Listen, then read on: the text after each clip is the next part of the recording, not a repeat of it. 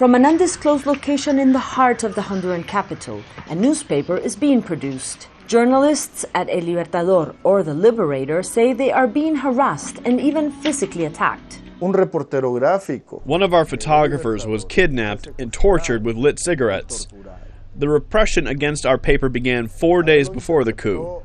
A judge sent me a legal notification threatening that I would face between 3 and 6 years in prison if our publication continued to ask the population if they wanted a new constitution. The harassment forced the paper underground, the two reporters working from a secret hideout, frequently changing locations to avoid being discovered. Lagos, who says he constantly receives threats, blames the government's security forces. Since President Manuela Zelaya was ousted last year in June, police and the army have clashed with his supporters. 19-year-old Isis Murillo was shot dead during one such protest when the army opened fire near the protesters. It is still a mystery who killed Murillo. Honduras' Attorney General says 10 senior army and police officers have been charged with abusing their authority in other cases, but no one has yet been sentenced. The Inter-American Commission for Human Rights says that in August of last year, police and the army used excessive force. Thousands of people were detained. Some were tortured and sexually abused. But human rights organizations here say the abuses continue.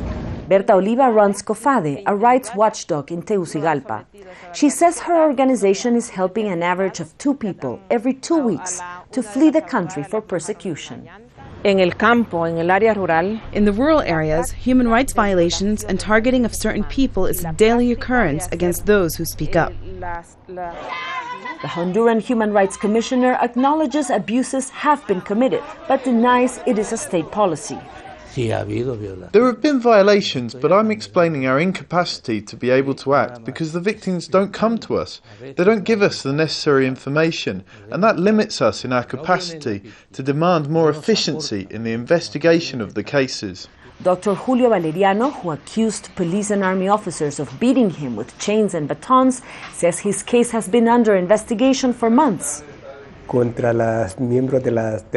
I filed a lawsuit against members of the armed forces and commanders of the police, but I don't have their names. I know they were elite police officers.